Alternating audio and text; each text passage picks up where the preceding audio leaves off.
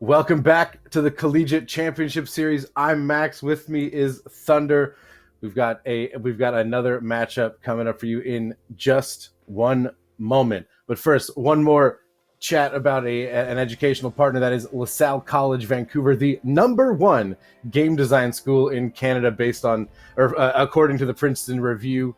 I trust the Princeton Review when it comes to universities and colleges. Students learn all aspects of the game design process. How and where people play games is an important part of the creative process. Understanding all of that is important to how you make games, obviously. And esports is a great example of how people enjoy gaming and the different experiences that matter to different gamers. So no matter if you're interested in like level design or game programming, whatever it is, LaSalle College Vancouver has a program to suit your needs. You can learn more at lasallecollegevancouver.com. As we get into game one here of this series, Thunder, we got some new information, and I believe we've got. Is this Spuda? Is this actual Spuda in this game? Hold on. You give us this new information we recently learned, and I'm going to do some research. Okay, yeah, we'll put a hold on whether this is actually the player that it may be, but for now, I would like to clarify, and to the great credit of the St. Clair Gold team that we just saw absolutely dismantle UBC, that St. Clair team is not Division 2, they're Division 1 in CCA Summer Series, and not only that, they're sitting at 4th place in Division 1 play right now, which I was saying to you, that's as good as a Canadian team has done in CRL level play in quite a while. So it should come now as no surprise that St. Clair played the way that they did in that previous match. Now, as we pivot towards looking to the match that we've got on hand right now, I don't know if that is the player commonly referred to as Spuda on the orange side of the field right now. But if it is, then the blue team, who are, let me see here, this is FREEG. FREEG, yeah. This is not FREEG. This is FREEG, yeah. Then FREEG might have found their stiffest competition in this tournament so far, in a tournament where they have already played consecutively two teams that we thought were going to be too stiff competition. And the goal there, we're just going to call this player Spoods for now. They've got a key Rocket League meme in the name, which is a very Spuda thing to do. I went through to the Steam profile, and there's no other known aliases that I can see, unfortunately, on this account. But there were a lot of comments asking for a profile signature. So that's the information I have right now on who this player is. I might have to do some in-game chat research and just literally ask at some point in between games 1 and 2. That's bold. I'm just gonna ask. Bold. We need some information. And I'm going to tell you what they say. And I'm not going to say whether or not I believe the statement. We'll see. As Nitrix looks to center it, Nano gets it away. We are fully in it here, 1-0 for St. Clair's Green. Yes. The graphics are confusing me as well right now, as Nitrix takes a top cheese shot. Nano with the save. And this is the first time we're seeing, that is free goal. Bonjo on this squad looking for the save is Nano again. Yeoman's work defensively here for Nano and Bonjo, as the offense heavy for St. Clair's Green. Ramen kicks it into the corner. Nano is up for the quick shot, and he's got it. Thunder 1-1 here in game 1. That is counterattacking Rocket League if I have ever seen it. The amount of defense that FREEG just played for so long against that offense coming through from St. Clair, only to turn it around for one play and find an equalizing goal.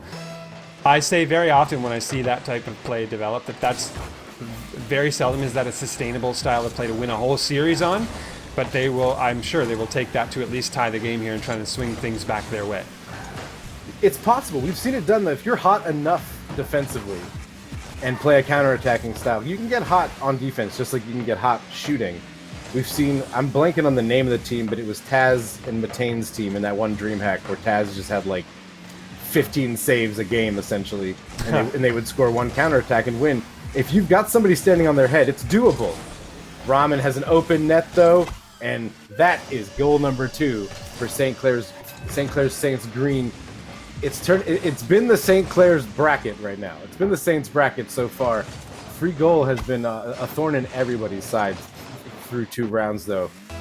This has been the upset team of the tournament, Thunder. This free goal team, this Team Alberta, and they're hanging. They're definitely hanging with this St. Clair's Green team.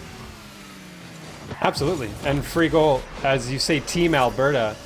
To clarify for the viewers out there, this is a team comprised of 3 players from 3 distinct Alberta institutions. So it is one from each of the University of Alberta, from University of Calgary, and from Grant MacEwan. So it's a mishmash, and it's kind of like an all-star squad, I guess you could say, of different schools from the Alberta end of things.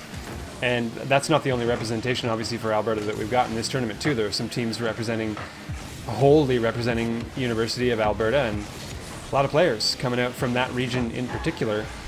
And Rocket League's looking up for the province of Alberta in general, because this free goal team, like you said, they put down UBC Gold, a team who are past TGS tournament winners and runners-up. And then they put down Ottawa, who we got to see play the first match of the day and play it brilliantly. So, yeah, this is a very interesting storyline developing for this free goal team. And on the other end of the field, I think it looks like they're meeting their toughest opponent yet in the St. Clair. I guess you could call them a B team, ridiculously, with St. Clair Gold playing the way they are. Yeah, that St. Clair team we saw last round is technically the A team, but this second team, clearly quite good, just based on the results we've seen free goal pull off against teams we actually know, and the result in this game, a tight one. Under a minute to go here, 2-2 as Nano again clears it away. Nano not cleaning up huge in the points department, but has done a very good job preventing shots, not getting saves, but just getting to the ball before a scoring opportunity materializes, which I always say is the best way to play defense in Rocket League. If you're getting a lot of saves, you're probably not playing particularly well outside of those momentary saves. As Bonjo dribble play, looking for an air dribble bump. No, Spoods is there too quick. Off the sidewall, Spoods carrying a lot of possession here as we get down to the last 15 seconds of the game. Might be final chances here. The delayed flick from Ramen too hard off the ceiling. But Spoods still there. Pass into the mid. Ramen had peeled though. Wasn't prepared for that passing play. It swings back the other way. Cut off at the mid. Spoods missing that touch as well. Is the final chance going to go to free goal here as they keep it aloft? Nano, pass to Bonjo. Shot! Going to be on target. Not, though, if Spoods has anything to say about it. But the ball is still up in the air.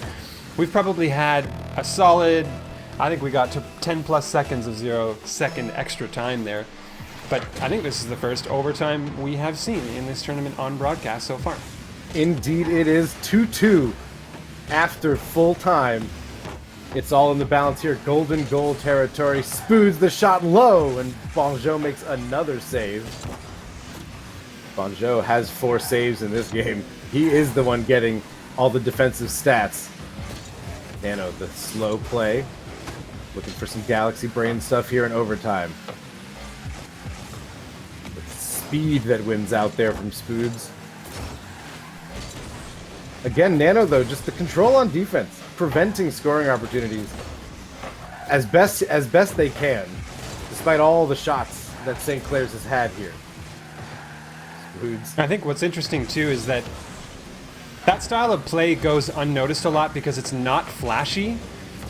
And you sit there watching a game like that, you sit there wondering, why isn't the other team just winning? This blue side don't seem to be doing really anything all that impressive, and this should be a more lopsided game.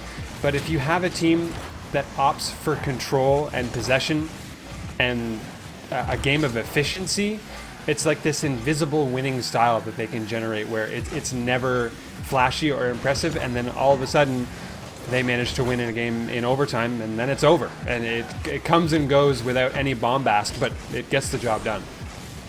90 seconds of overtime here. Not a ton of scoring opportunities for either team. We've seen this tighten up a little bit. There's a shot from Ramen, and Nano is there. It's a Bliv. He's got to flip off the ceiling, but he's going to fly to the ground, let Nano take over, but the whiff comes out. There's a counterattack pass. Spoods can't get that central enough. He's going to need to get back for a second touch. Gets it. Double dunks here for St. Clair's as they pressure, but no scoring chance materializes. Just possession in the corner. This one is dangerous. The bump is there, but the shot is not. This free goal squad hanging on here. Definitely not controlling play in overtime, but controlling their back wall and their back third just enough as the Bliv gets a 0 boost save. As I said, just enough to stay in this one. Just barely. How long is that going to last, though, with more and more pressure being poured on by St. Clair Green? You get this kind Matrix gets tapped out of the way pretty unceremoniously there. The ball and boost control like this, just it starts to feel inevitable almost that the goal will happen at some point soon. Ooh, could have been there. Off the post, though, was Ramen, I think. And the boost rotation is getting messier every single time that FREEG have to play the cycle on defense. That was, what, 6 boost in the tank there for Bonjo in a situation where a couple of rotations ago they would have a shot on net. There, they just have to hand the ball over to the St. Clair squad. And it's right. It's this vice grip that starts to clamp down. And, oh my goodness, St. Clair keep getting closer and closer. Granted, the last time we said that, it was one counter-attacking play, and suddenly the game was tied, and FREEG were back in it. So that could very well happen again here. The centering pass, infield to Spoons. The shot is cut off before it can really happen. And for all the shots they're giving up, that's going to be the final one. Ramen at 3:29 in overtime. This marathon of a game comes to an end. It's 1-0. After this first one, FREEG dropping their first game of the tournament. Neither one of those teams has lost a game this tournament. But FREEG finally dropping their first. Obliv calling for a best of 55. Maybe not a best of 55. Is maybe it? It's best of 5, right? 52. Right? I actually can't remember if we're going best of 5. Best of 5 for the semis, indeed. I'm going to confirm that for the players so that they know that this is not a must-win game, but it does feel like a must-win game for FREEG. The way that the way that St. Clair's controlled the action in that one. Let me do some quick caster math. 19 shots in that game. Wow, that's an onslaught for sure. And St. Clair, I mean, this school has got some Rocket League in the chamber. St. Clair, look at the way that the gold team plays, how well they're doing in CRL play at the moment, and they've got their pick of the litter of players waiting in the wings to form this quote-unquote B team who can just run rampant on the field against a team as good as FREEG. So this is probably the institution in Canada with maybe the most Rocket League depth of anybody. In fact, I don't even think you can argue that at this point. Right now, St. Clair is running the show as far as Canadian University or Collegiate Rocket League goes. And FREEG, how do they perform now that they've been, I guess, tested for the first time? We don't know how those series went exactly precisely between the last two that they played, but they won them both 2-0. So this is adversity that they have not faced yet. Confirmed, not Spuda. He says, I am not Spuda, but I am the real Spoods, is what he says. All right. Either way, the IWNL, if you don't know, means I will not lose. That's the meme in his name. Ramen going up as we're underway here in Game 2. Oh, big clear from Obliv. But they can't catch it. Nano just a little bit slow to that ball. Ball clear was probably a little bit too big for what they want there on the counterattack. You want to find your teammates, not the other back wall. Ramen takes a controlling touch here, but he's low boost. Good fake, and he can't get past Bonjo. Oh, 50 right in the net. And it's 1-0 St. Clair Saints. The green team, that is. You do not want to give up those kind of... That's a softie. That's a softie of a goal right there. Just too comfortable. Not Nitrix, rather. That player coming out of the back end, Bonjo, I think, in the corner. Just far too comfortable. There wasn't enough of a sense of urgency with the on-rushing player that was coming in, and they got burned for it. They surely did. And you know what? I was going to say two things. First, I had no idea that that's what IWNL stood for, and I have always wondered that, and had no idea that that was the acronym for that. So thank you for enlightening me with that one. And also, the one thing I will say is my case that I had built in my head for it not being Spuda was that that would be a player that I would be mystified as to why they kept them off of the A roster. That's true. That's true. That was the question mark for me. So I was like, that's probably a different player just because of that. You can never be too careful. As Spoods gets the dunk on the double tap. This is why I said I was going to ask, and then I'll tell you whether or not I believe. Yeah. Nitrix looking for a centering shot. There's nobody there. Ramen's there to clean it up, though. He gets it to Spoods, who's not quite quick enough to beat Nano to that one. Nano wins that 50 outright. But again, that second man play I'm noticing for Free Goal has been a little bit lacking, but a demo means it's a 3v2 momentarily. The shot is off the crossbar and out for Nano. Probably the best scoring opportunity we've seen in this one for Free Goal. FREEG. FREEG, yeah, I guess we got to be correct on that pronunciation. If what they typed into Smash GG registration is correct, then FREEG would be the name of this team henceforth, as this could be a chance coming back the other way. Nicely saved away there, and that scoring opportunity that you alluded to for FREEG, it was so unfortunate for them because the ball dancing in the shooting lane in the slot near the goal line, and no one was positioned the right way with their car to take a shot on it. It was just sitting there, and both players unfortunately had to just stare at the ball and not be able to do anything with it. So it was very unfortunate timing there, I guess you could say, for FREEG. And back the other way here, St. Clair are holding on to this 1-0 lead pretty well, I would say, but I don't think they want to rest on their laurels quite yet. The counterattack opportunities have been there for Free Goal, but they just haven't put them away. They were basically 2 for 2 in the last game, right off the bat. They're 0 for 3 on counterattacks on this one, where there was a chance. You could see a chance. There was a demo or a 2v1 momentarily, or a bump like this. Bonjo's shot is there. This was not a counterattack. This was legitimate offensive control for the first time. And from that we've seen from Free Goal. Not the first time, but the first time leading to a goal for Free Goal. That bump from Nano was really something special, though, to Chef's keep Nitrix kiss off of that ball. It was really, really nice, and it was capped off. The cherry on top was the shot placement behind the defender who was diving across the net. That was not as the team's name might suggest, not a free goal once that bump came through. There was work to be done yet there, and they did do the work on that one. So that's a tie game here. Again, Free Goal have leveled things up. We could be squarely headed for another overtime, just like we had in game number 1 of this best of 5. And I will say, nice to be into the longer matches now, because we're getting down to the types of teams left in this tournament where the matches warrant that longer format to let things get a little bit more intriguing as the series goes along. You get a lot more of the chess match than just the simple test of skill that you get in the earlier rounds of these tournaments.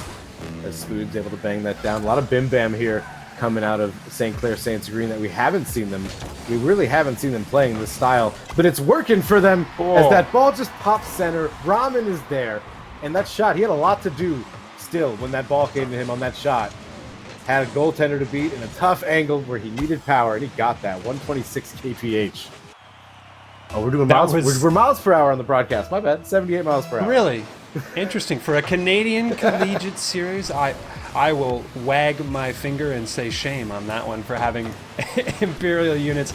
But 126 kilometers per hour is that was a banger, and it was power in the role of a lack of placement. It was just supreme power on the ball. That was hit directly center in the net, and only a few unreal units. I don't know what anyone uses to measure in this game. Meters. Only a few pixels above the goaltender. It just had to be really fast, and it was really, really fast on the net.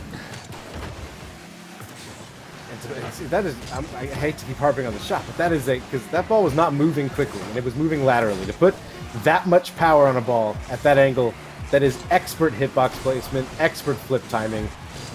Beautiful shot, and it's the winner. It deserves to be the winner for Ramen. 2-1 St. Clair Saints on game point here. Match point, sorry. Match point. And this is, they are sweeping the brooms. They're sweeping the sweepers here previously in the tournament so far. I'd be very surprised if this just ended up being a clean 3-0, but if it does, we could have, I think, probably some regular scrim partners turning into competitors if St. Clair's teams end up meeting in the winners final, because I'm seeing that St. Clair Gold, to the surprise of, I think, precisely nobody, have swept Ryerson Rams on the upper winners semifinal, so they're awaiting the winner of this match to play in the winners final.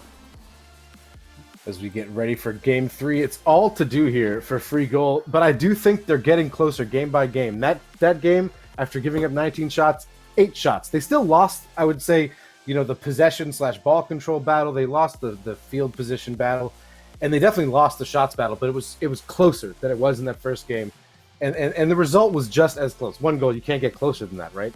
But I wouldn't be too surprised to see them not steal a game, but take a game here, maybe even 2. They're getting closer as maybe they're just cerebral players and they got to download the play style of the St. Clair Saints team.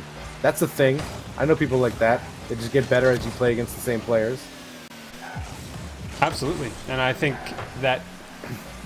the key here is to not leave it to a 1-goal margin or a tied game. I would want to see if they're going to gain ground in this series in a big way.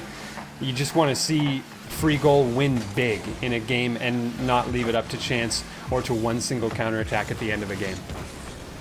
Well, we know they can score on the counter. We know now they can get goals off of a typical ball control style.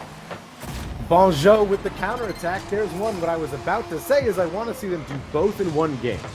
That's the ideal play style, is you can also attack off the counter, but you can score normal Rocket League goals where you control the ball and you infield pass and you play it in the corner, however you want to play it. Just typical offensive goals. They've got 1 counter. Now, can they get one in that other way? I think that'll be the deciding factor here, is if they can do both in one game. Because that's what Saints have been doing. They were getting counters. They were getting counters as well as scoring off control. To the sidewall. Spoods with a touch over to their counterparts. Nitrix with a touch into the mid. What a negative angle there from Ramen, who got a sweet redirect, but it was saved out by Bonjour. Chance Who of a comes counter. back the other way. Collects boost. This is the counter attack. Might have developed a little bit too slowly as it gave a chance for the defensive rotation to get back on its feet and get back in the way here. Spoods is now going to come back the other way. Air dribble attempt. Pinch attempt out into the mid. That was nicely read by Nano, who again, the defensive reads, that player in particular, such a stalwart defender for the team, and that's why the game's part of the reason why they have been so low scoring is because there are defense. Oh, I just had to curse it. I cursed it, didn't I? And it was a tough save to make, but it was Nano who had to make that one, and they couldn't get the touch. I don't know if that's a defensive mistake so much as just a perfect shot by Spoods. That's the second time we're saying this about this St. Clair Saints team. On goals, there's no margin for error on the last 2 goals we've seen them score, and they have made the precise shot they need to make. That was elite shooting from Spoods. Bardowski, as they say. They do. And we would be remiss not to say that in a Canadian Collegiate Series tournament, to not to have at least one Bardowski. It's I think it's par for the course. So this is what a touch from Spoods over to Ramen in the mid. Double tap down low. Follow-up shot's going to be there, and that's a great 1-2-1 connection from St. Clair to take the lead here. And you want to talk about ball control, it's all about just being the next man to the ball, and over again. For about 30 seconds there, it was St. Clair Saints. I don't know if FREEG got a touch after kickoff. I'm not sure. I don't remember one. No, nor do I. That is a dominant run of possession for this St. Clair Saints green team. And the demo is going to alleviate some offensive pressure with the defensive demo. That's big brain stuff there from Nitrix. I'm seeing some team bumps. This FREEG team, the rotations are starting to disintegrate on the offensive end, which is never a good sign, because that's the easy side of the ball to rotate on. 2-1 here, 2.5 minutes to go, halftime. But they look to correct that. Nano has a shooting opportunity, but he had no boost. Chose to pump fake it a little bit. That's a dangerous touch. Nano has to recover, but there is Spoods again, first to the ball, right in the net. Just too many resources committed here on defense, and that touch, it was a great read, but the piece that they got of the ball just led to disaster there for the defense of FREEG. So the reads, the margins are very thin. They're making the right read but getting the wrong touch, or they're trying to make the right play but at the wrong time. Oh boy, was that close. Spoods trying to get back around the ball, make a touch on it. Nano's going to get it clear of the zone, drop that over to Bonjour, heading down to the offensive side here. This is as wide a lead as we may have seen in quite a while in this series. It feels like it's been only one goal that's separated these teams throughout the entirety of the series thus far. But that's not going to stop FREEG from trying to tie things up here. Oh, what a clear, though, from Spoods off the back wall. That takes all the pressure off pretty much at once. They have to find a way to take control of this ball, but they're not giving St. Clair Saints a reason to respect them and give them that space anymore. Now that it's 3-1, they can, you can give up a counterattack goal. You can play a little bit more aggressive, at least until you give up a second goal. And that's what we're seeing here. There's no chance. They're just up. Spoods is up immediately for that ball, knowing that nobody's going to be up for it. They're low on boost. They're continuing to control it. As Spoods has an opening, wants to take it himself. He won't. He'll flip out of it. Nitrix the finish. It's 4-1. And with a minute left, this game all but over. FREEG will go down to the lower bracket, Thunder, where I don't think anybody wants to have to deal with these guys. No, I wouldn't want to. I don't think any of the players or teams that they have already beaten in this tournament want to do that. And yeah, this is looking very impressive here for the second squad from the St. Clair program. And my goodness, no wonder St. Clair Gold are playing the way that they are in the Summer Series right now, because look at the scrim partners they have to play with whenever they want. Yeah, I mean, a rising tide lifts all boats. These teams will be undoubtedly just making one another better over the course of this time where they're the two teams for St. Clair. However long that may be, you never know with these college teams. They pretty much change every year. Lovely shot from Bonjo. I mean, mathematically possible, Thunder, at 22 seconds left. Definitely. And this is probably, I would say, a St. Clair team caught off guard, I think, by... But maybe they just weren't expecting an effort near the tail end of a game that felt like it was over. I mean, we more or less called it as being over. So they weren't exactly on alert to have a shot like that come through, but it did. And that's a nice defensive touch here. Spoods continuing to get more touches on the ball. Final seconds, winding down here of the best-of-5 series that's going to go down only one game longer than the best-of-3s we've seen so far. Another sweep in the books. Bonjo's going to end it off, losing the handle on the air dribble. Spoods, the catch, respecting the golden rule here for a little while as it drops, and wow. Okay, well, the storyline that was already interesting just got more so because FREEG have been swept back the other way, and we've got an all St. Clair final on the winner's side.